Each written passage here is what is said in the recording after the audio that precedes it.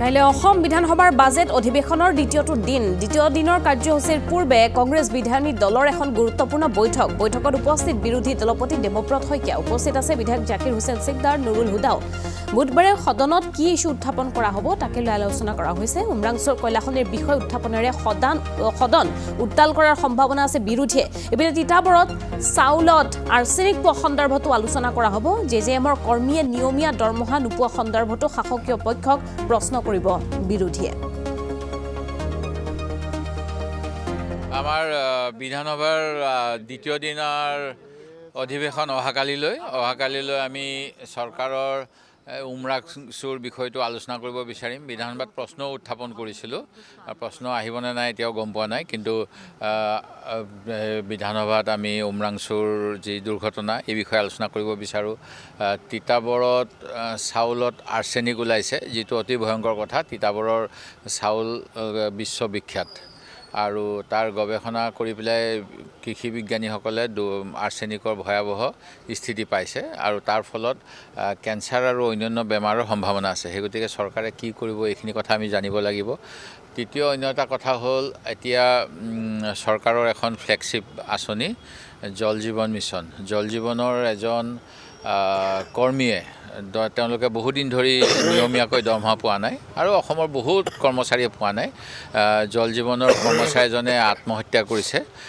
এই বিষয়বিলাক আমি গুৰুত্ব সহকাৰে আলোচনা কৰাটো বিচাৰোঁ আৰু সেই গতিকে কাইলৈ এইবিলাক বিষয় আলোচনা কৰিম বুলি আশা কৰিছোঁ নিশ্চিতভাৱে আমি বিপ্লৱ শৰ্মা কমিটিৰ তদন্ত কেতিয়াও বিৰোধিতা কৰা নাছিলোঁ আমি তদন্তৰ যি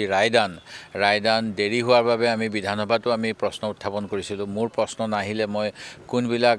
এনকুৱাৰী কমিশ্যনৰ কিমানবিলাক একশ্যন টেকেন ৰিপৰ্ট চৰকাৰে কি ব্যৱস্থা ল'লে সেয়া লাগে অসম চুক্তি হওক বা বিপ্লৱ শৰ্মা কমিটি হওক বা জাষ্টিছ বি পি কটকী হওক বা ধলপুৰৰ কাণ্ডৰ জাষ্টিছ আগৰৱালা কমিটি হওক এইবিলাকৰ বিষয়ে তথ্য বিচাৰি বিধানসভাত প্ৰশ্ন উত্থাপন কৰিছোঁ সেই গতিকে অসম যি লোকসেৱা আয়োগৰ 13 চনৰ বেটছটো আৰু 14 চনৰ বেটছটোক লৈ বহুত অনিয়মৰ কথা অভিযোগ উত্থাপন হৈছিল আৰু এইবিলাকৰ তদন্ত হোৱাটো বিচাৰোঁ দোষীক শাস্তি দিয়াটো বিচাৰোঁ কিন্তু দোষীক শাস্তিৰ বিপৰীতে প্ৰমোশ্যন দি থকা দেখিছোঁ চৰকাৰখনে কি কাৰণে ৰক্ষণাবেক্ষণ দিছে নাজানো আমাৰ কাকো ৰক্ষণাবেক্ষণ দিবলগীয়া নাই আৰু আমাৰ সতীৰ্থ প্ৰাক্তন বিধায়ক এজনৰ পৰিয়ালৰ 9জন আৰু তেওঁৰ সম্বন্ধীয় মানুহে কণ্ট্ৰলাৰ অফ এক্সামিনেশ্যনৰ দায়িত্বটো আছিলে যিটো নীতিবিৰুদ্ধ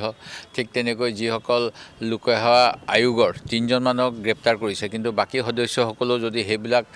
মাৰ্কশ্বিটত বা এনচাৰ শ্বীটৰ ৰিজাল্ট শ্বীটত চহী কৰিছিল তেখেতসকলকো কিছু জগৰীয়া কৰাৰ ব্যৱস্থা কৰিব লাগিছিল এইবিলাক কিয় চৰকাৰে নকৰিলে আমি নাজানো সেই গতিকে আমি ৱেলকাম কৰিম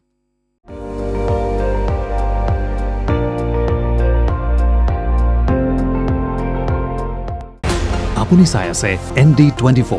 সৰ্বশ্ৰেষ্ঠ নহয় সৰ্বোত্তমৰ দৌৰত